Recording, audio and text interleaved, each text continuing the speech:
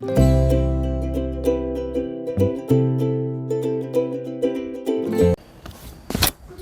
좋은 밤입니다. 밤이 늦었네요. 야, 하루가 이렇게 빨리 갔습니다. 분주하고 정신없는 날들이 있죠. 오늘은 어떤 날이 되었나요? 오늘도 고생 많았고요. 하루의 마무리를 주님의 말씀으로 했으면 좋겠습니다. 혹 다음 날 듣는 분이 있을지도 모르지만 네, 그렇다면 그 하루를 또 주님과 함께 동행하시기를 축복합니다. 자, 오늘 말씀은 스가랴 1장 7절에서 21절 긴 말씀인데요. 다룰 것들도 많고 이야기할 수 있는 것들도 너무 많아요. 그런데 우선 중요한 몇 가지만 오늘 같이 보려고 합니다. 이스라엘 백성이 하나님의 말씀을 듣지 않으므로 이 성전이 무너졌어요. 그리고 바벨론의 포로로 끌려갔죠. 그리고 나서 다시 하나님이 예언하신 것처럼 예레미야를 통해서 예언하신 것처럼 70년이 지나고 예루살렘으로 돌아오게 됐어요. 그래서 그곳에서 성전을 다시 건축하게 된 거예요. 그래서 오늘 화석류 나무 사이에 선 이 붉은 말을 탄 그 사람, 그리고 그 뒤에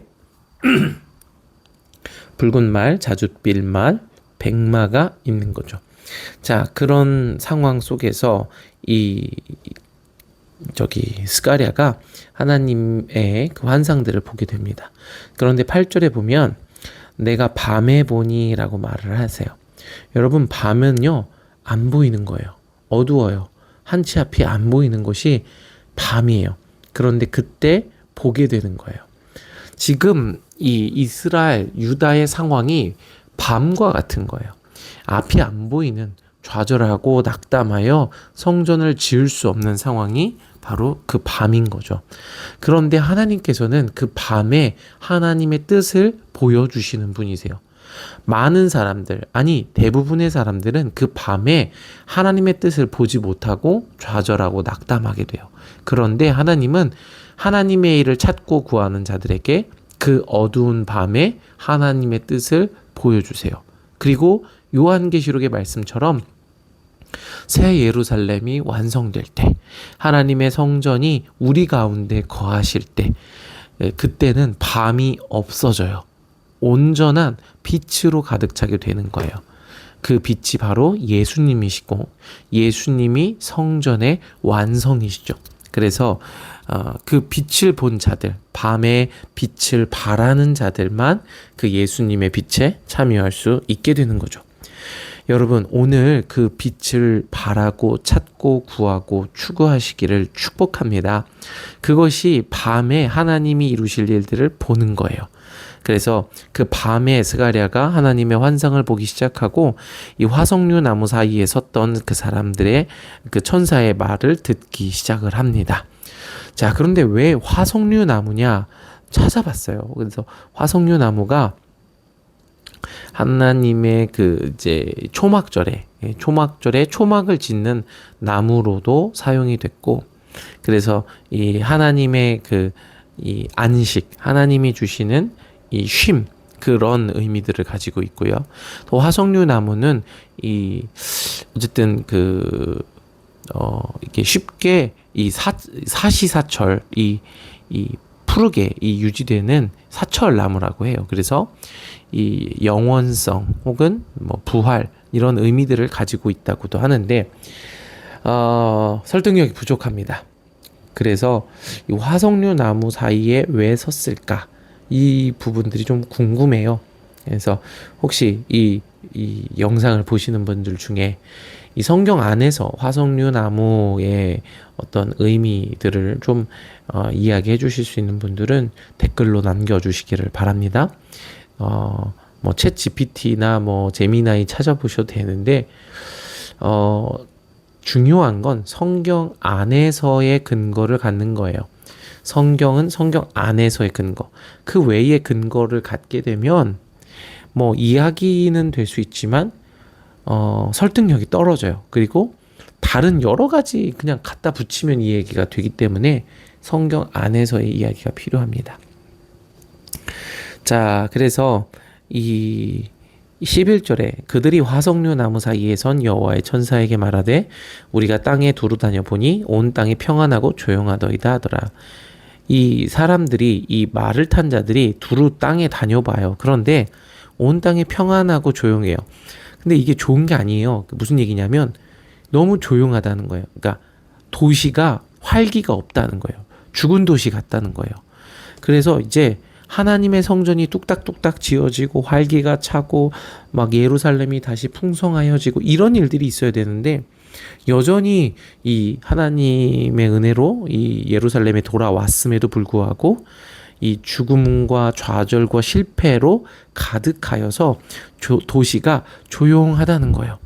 그래서 12절에 여호와의 천사가 대답하여 이르되 만군의 여호와여 여호와께서 언제까지 예루살렘과 유다 성읍들을 불쌍히 여기지 아니하려 하시나이까 이를 노하신 지 70년이 되었나이다.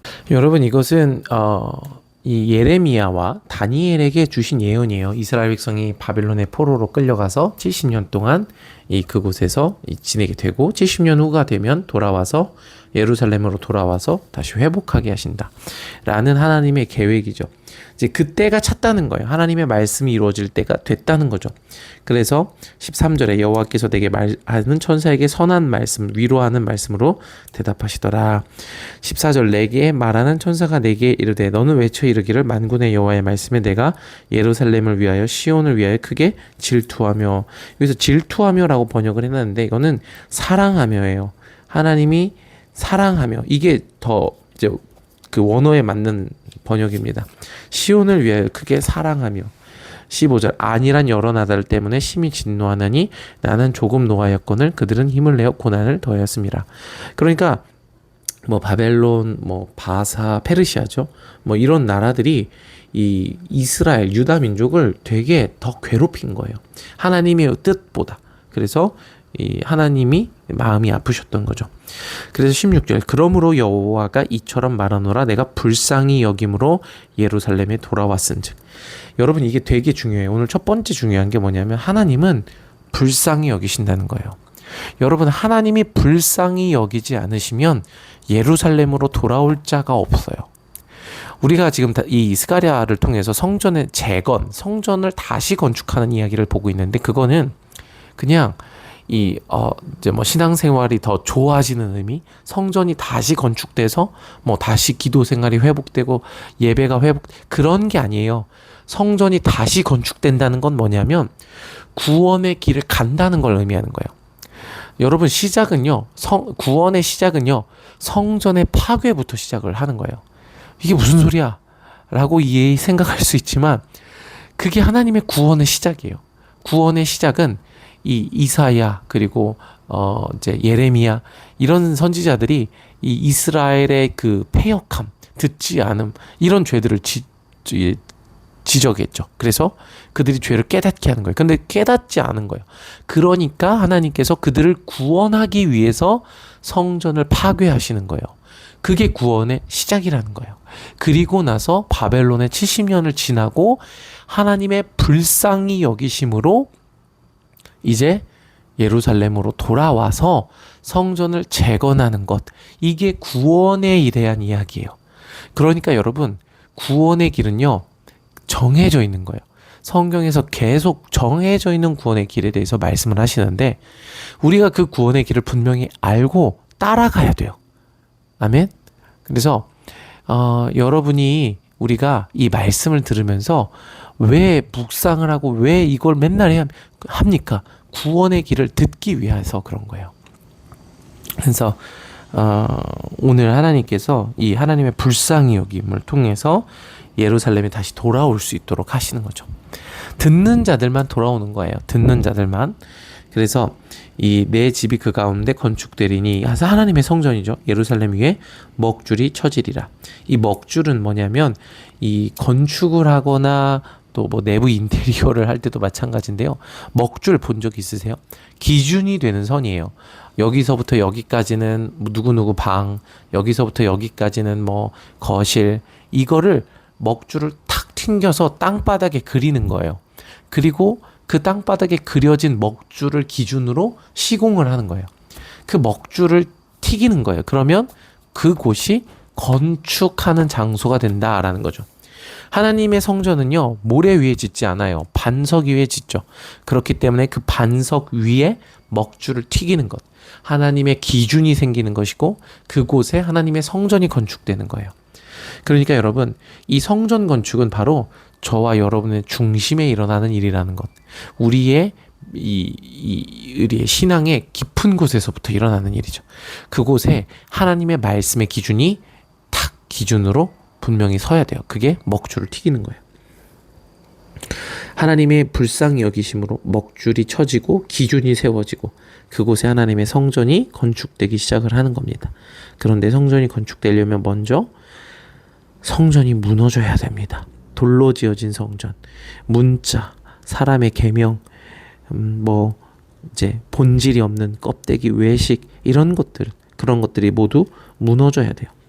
먼저는 여러분, 나의 신앙, 지금 내가 괜찮다고 여기는 이게 무너져야 돼요. 내가 예수 믿으니까 구원 받았어 라고 생각하는 이 안일한 신앙들, 그런 우리의 안일함들이 완전히 무너져야 되죠. 그리고 하나님의 불쌍히 여기심으로 성전을 재건해야 됩니다. 성전을 재건해야 돼요. 그래서 여러분, 오늘 저와 여러분이 이 하나님의 불쌍히 여기심을 받기를 바랍니다. 18절, 내가 눈을 들어본즉 네 개의 뿔이 보이기로 이에 내게 말하는 천사에게 묻되 이들이 무엇이니까 하니 내게 대답하되 이들은 유다와 이스라엘과 예루살렘의 흩뿌린 뿔이니라. 이 뿔은요, 이 유다와 이스라엘을 흩어버리는 거예요. 이 외적인 이방의 세력이라고 보기도 하고, 하나님의 나라를 흩어버리는 이 하나님을 대적하여 높아진 모든 것들이 바로 이 뿔이죠. 뿔. 그래서 이 뿔은 이 요한계시록에서도 많이 등장을 해요. 이 짐승의 뿔이죠. 뿔. 그래서 스스로를 높이는 것.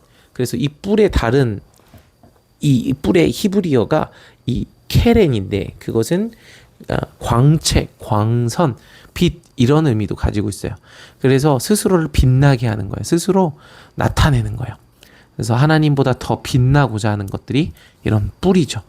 그러니까 문자적으로는 뭐 이방의 나라들, 뭐 아수르나 뭐 바벨론이나 바사, 즉 페르시아나 뭐 로마나 이런 이런 유다와 이스라엘을 흩어버린 네 나라들, 뭐 이렇게도 볼 수 있지만 본질적으로는요, 하나님보다 더 높아여진 모든 생각들, 그래서 이스라엘을 이스라엘 되지 못하게 하는, 하나님의 언약에서 끊어지게 하는 모든 높아진 사람의 생각들, 그것들이 뿔이에요.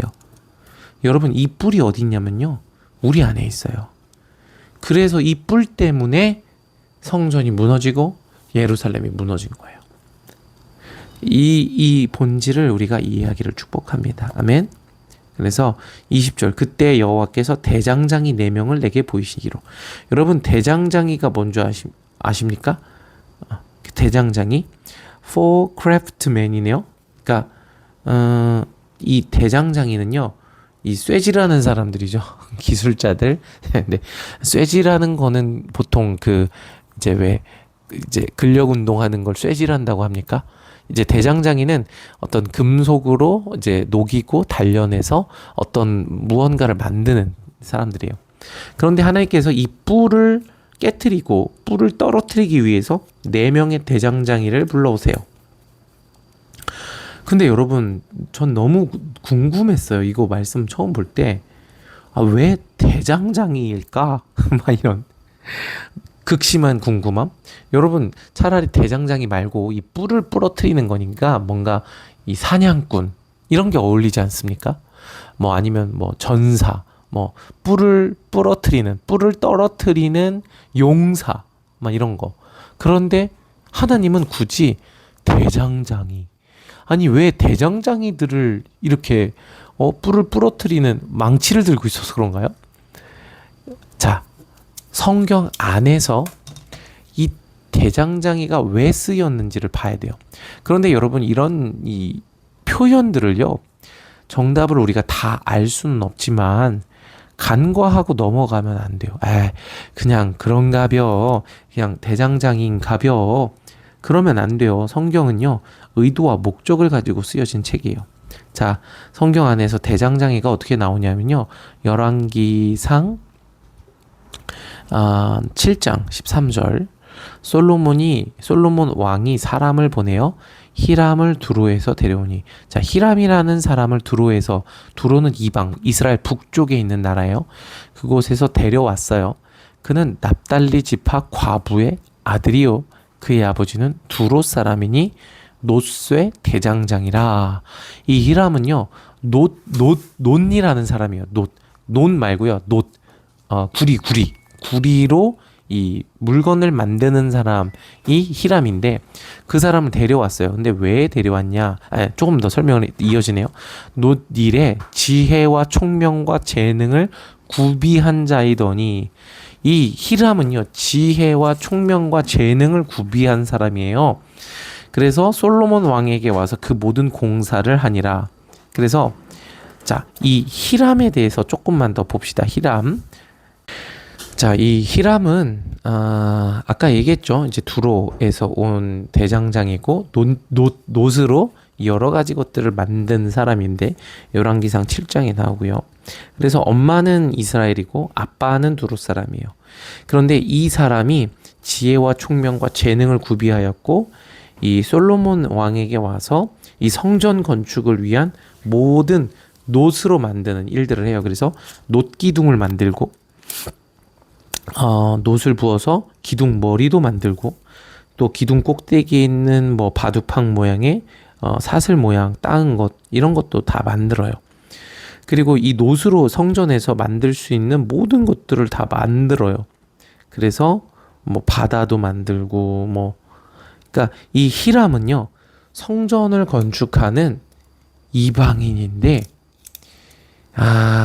로마서 했으니까 우리가 엄마는 이스라엘 사람, 아빠는 이방인.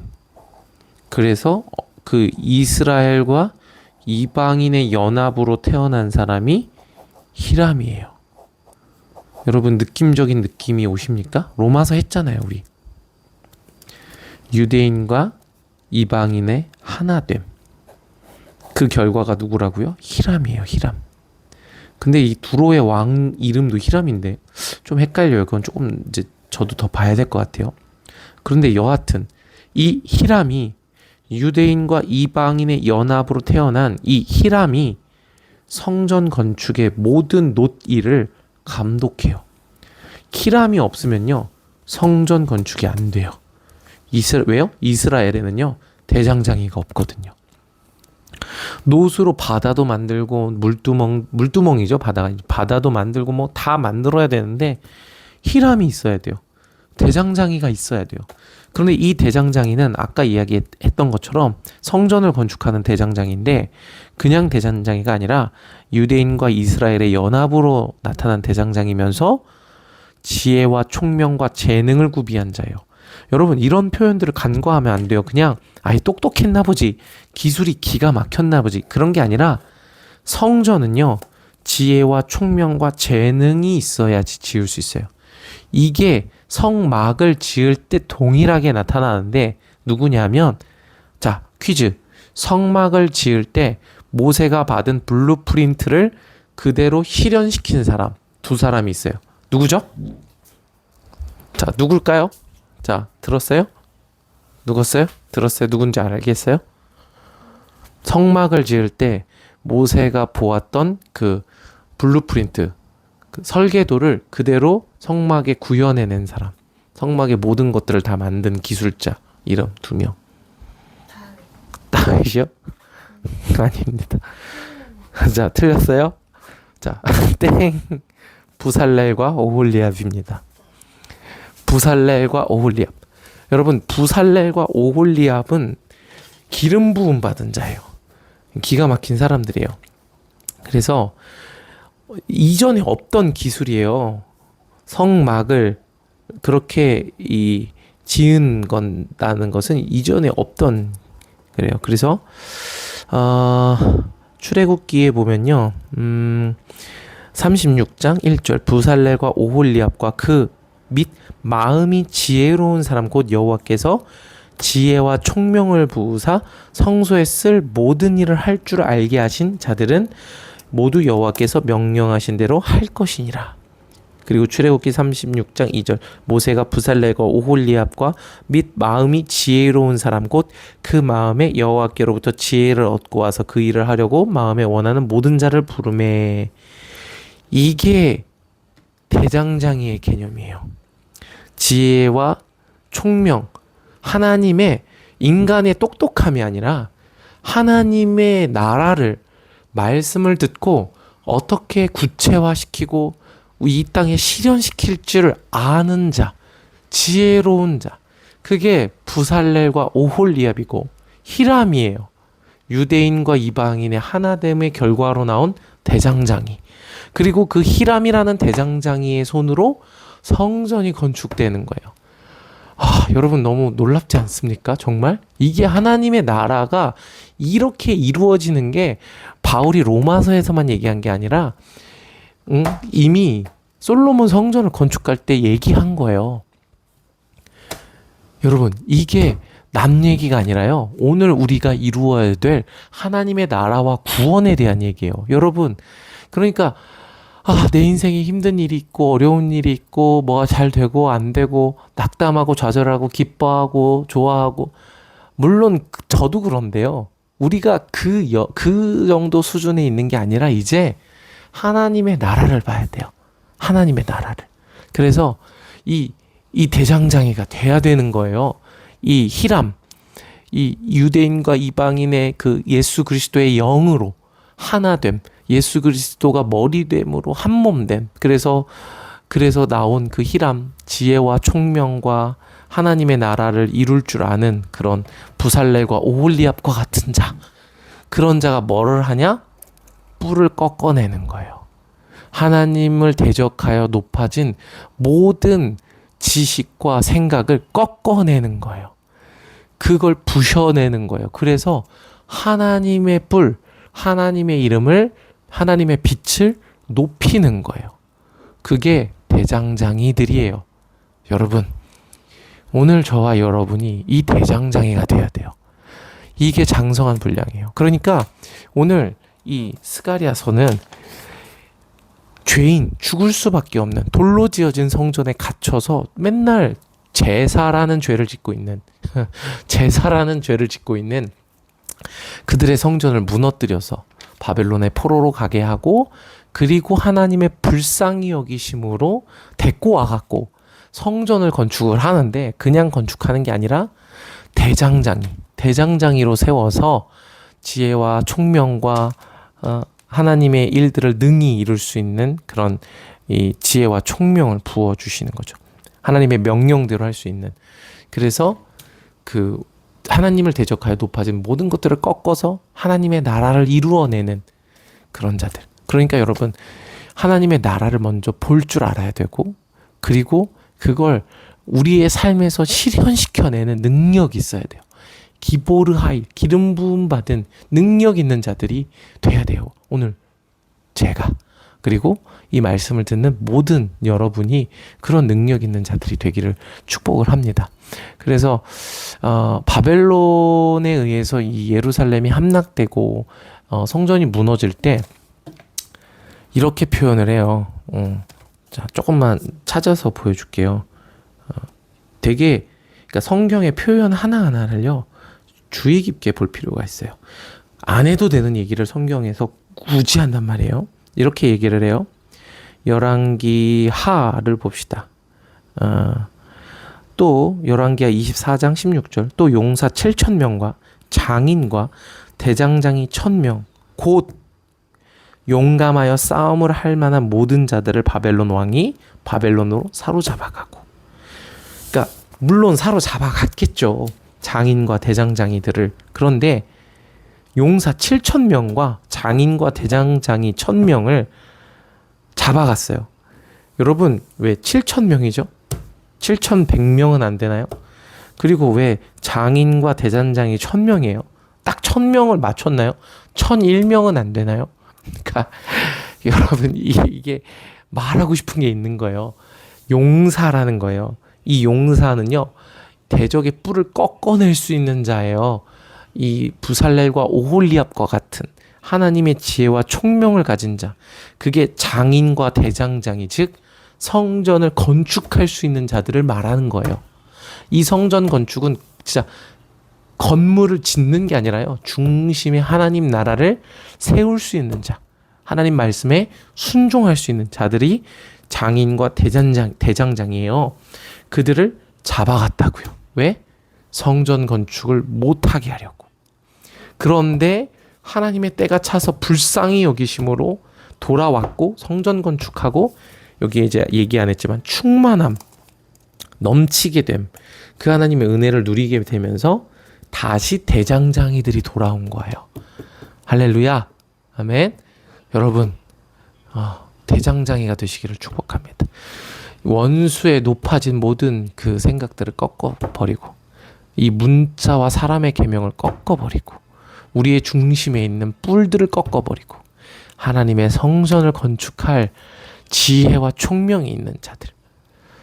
제가 너무 흥분을 했나 봐요. 계속 똑같은 말만 반복을 하네요. 졸려서 그런 것 같기도 하고. 자, 그런 자들로 서기를 축복합니다. 그러니까 여러분, 말씀을 매일 봐야 돼요. 자, 오늘도 참 저도 이게 뭔 말인가? 왜 대장장이인가? 봤는데 이제 이렇게 좀 하나님의 나라들을 보게 되는 거죠. 이 은혜가 저에게 넘치고 이 말씀을 듣는 모든 자들에게 넘치기를 축복합니다. 주님의 이름으로 사랑을 축복하고 좋은 밤 되시기를 바랍니다.